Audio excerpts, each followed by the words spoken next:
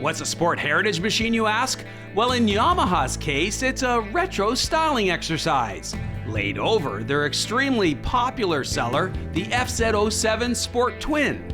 Simply put, Yamaha says it's an effort to give today's rider a reliable modern sports machine with a retro early 70s look and feel. And in the case of the XSR700, I think Yamaha nailed it. I mean, at the heart of this puppy, you've got virtually the same platform as the XSR700. Same engine, same frame, suspension bits, but then you've also got that retro toaster-esque gas tank, the stitched two-tone saddle, along with the single speedo, mind you with digital internals, a single headlight, and taillight. So with that shopping list complete, let's just back up for a minute and fill in a few of the missing specs. Powering the XSR is a 689cc liquid-cooled, fuel-injected parallel twin. An engine renowned for its torquiness and smoothness. In the braking department, you've got a pair of ABS-assisted Advic monoblock brake calipers. And trust me, there's plenty of stopping power there. While in the suspension department, the no-frills KYB fork and shock have been stiffened slightly over the XSR700's previous offering. Also, unlike the XSR700, Yamaha have added a fairly classic upright riding position. And the result? Modern retro runner. Yamaha says the XSR700 is all about having fun, perfect for daily commutes and weekend getaways. But you don't have to take their word for it. Just ask BMW GS owner Michelle Bell what she thinks after a day in both the saddle and the driving rain.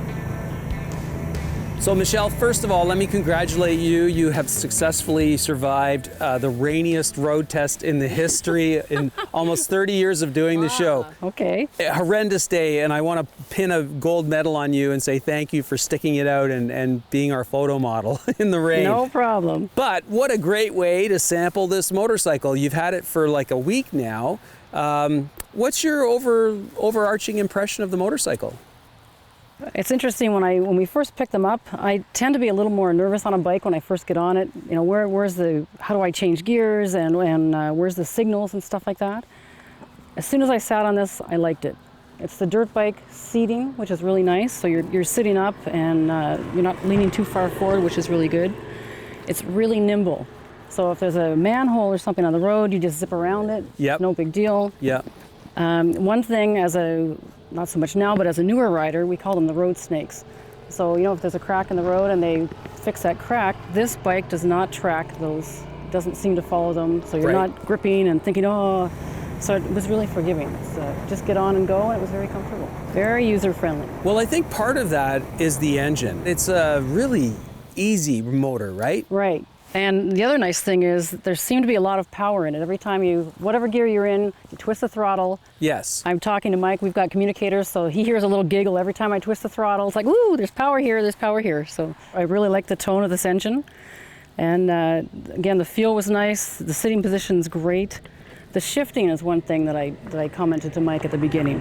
It's because it's the Yamaha, it's got that great, you think about shifting, and before you can even get that finished in your mind, you're shifted into gear. It's so easy to shift. Right. The clutch is great, but again, it's the Japanese bikes are really, really good for shifting.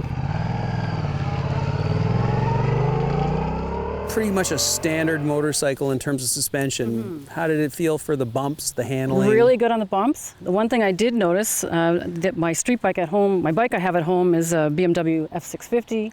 And the forks are a little softer on that, maybe because it's more off-road and it absorbs bigger bumps. This felt really good.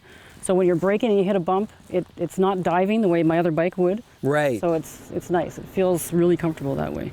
So I know it's kind of hard to tell because the bike is filthy, and I apologize. It's just there was no way we could keep these bikes clean. But if we sort of dust it off a little bit, you do see the fit and finish, the paint, the overall just heritage 1972 Desert Scrambler look, this saddle. What did you think of the finish? I think it's great. The big lights on the front, the single tail light on the back. Yeah. And, you know, more of a retro, the different color leathers on the seat. So it does look like a bike coming out of more like the 70s maybe. Yeah, pretty tricked the way it's been finished. Like a nice rich paint. Yeah. It looks good. Yeah. Did anything disappoint you?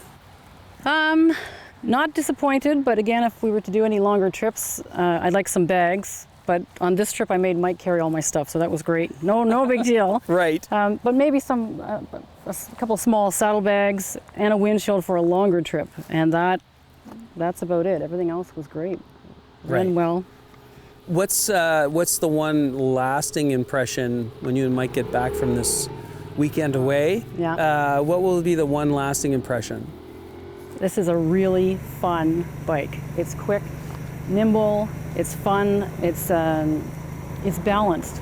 Right. So it doesn't feel heavy when you're on it. I'm touching on my tiptoes, so the seat is not super high, but it's, you just feel good. You feel really good on it. Yeah. So we would recommend this as maybe an entry level, definitely an intermediate. Definitely, yes. Yeah, definitely intermediate. Entry level, yeah, if you're comfortable with the height and this size of bike, yeah. Not a problem to ride at all. Very easy to ride. Wonderful. And so it was fun. It was very fun. Even when it was pouring. Even in the rain. Even in the rain. Even in the rain, it was very fun. Yeah. Thank you today. Thank Thanks you. for coming out.